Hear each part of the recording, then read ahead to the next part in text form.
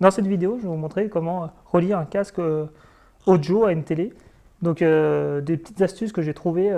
Donc un casque audio, il y a plusieurs catégories. Ça commence à 30 euros, le milieu de gamme est à 60 euros environ.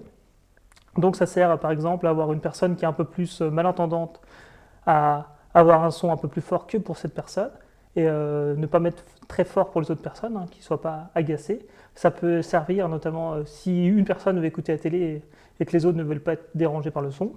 Donc après, pour vraiment les personnes qui ont des gros problèmes auditifs, il faut aller dans des magasins spécialisés où les prix ne sont pas du tout les mêmes. Et ça commence plutôt à 300 euros avec des sons qui peuvent être différents selon l'oreille, mais ce n'est pas du tout les mêmes tarifs. Donc pour le brancher, ce qui est intéressant, c'est d'avoir le son de la télé et le son du casque en même temps. Là, le branchement classique, c'est la prise d'alimentation. Et ici, on a la prise audio. Donc la prise audio qui est une prise jack. Donc lorsque je vais brancher sur ma télé, je mets sur l'entrée prise jack. Donc là, ce qui va se passer, c'est que ça ne va pas marcher. Soit ça va couper le son de la télé, soit la télé va marcher, mais pas le casque. Lorsque j'ai acheté la télé, ici c'est la télé que j'ai choisie. Donc je n'ai pas pris les modèles au-dessus, car ils étaient avec l'option 3D, ça ne m'intéressait pas. J'ai choisi, là ici sur le UFC que je choisir, le son indépendant. Donc c'est très important d'avoir des magazines indépendants de consommateurs, comme 60 millions de consommateurs ou UFC que choisir, pour avoir le côté indépendant et avoir des bons tests. Ce que je vais faire, je vais aller dans les paramètres de la télé. Donc moi c'est une télé LG, mais si votre télé elles sont indépendantes, donc Quick Menu, paramètres son, et là dans les sorties son, on va régler d'avoir une sortie son de la télé plus la sortie audio. Donc ici c'est une sortie filaire, une prise jack classique, c'est pas une sortie optique. On a soit que la télé, que le casque, et là j'ai le son du casque et de la télé.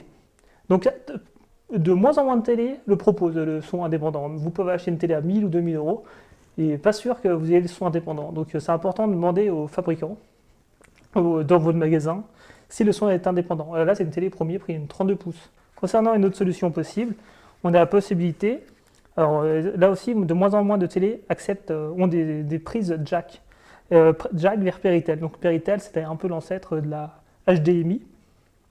Donc ici, si on regarde sur cette télé, il y a encore une prise jack. Et donc là, tout fonctionne. Mais là, je vous dis pour le cas d'une télé sans son indépendant. Donc c'est à tester. C'est pas sûr que ça marche sur toutes les télés.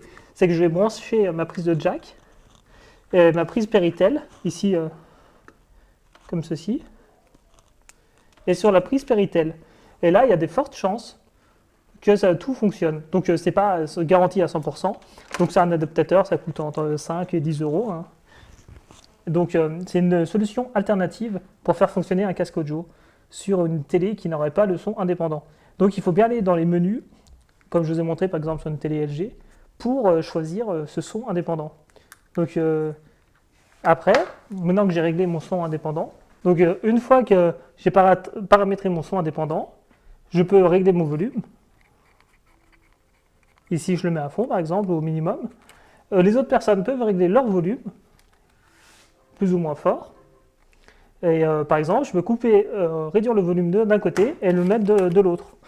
Donc voilà, soit vous pouvez régler sur votre télé si elle est un son indépendant, soit vous pouvez utiliser l'adaptateur Péritel vers jack, mais de moins en moins de télé proposent un port Péritel, car de plus en plus de télé proposent uniquement des ports HDMI. Donc voilà ici pour cette liste de solutions.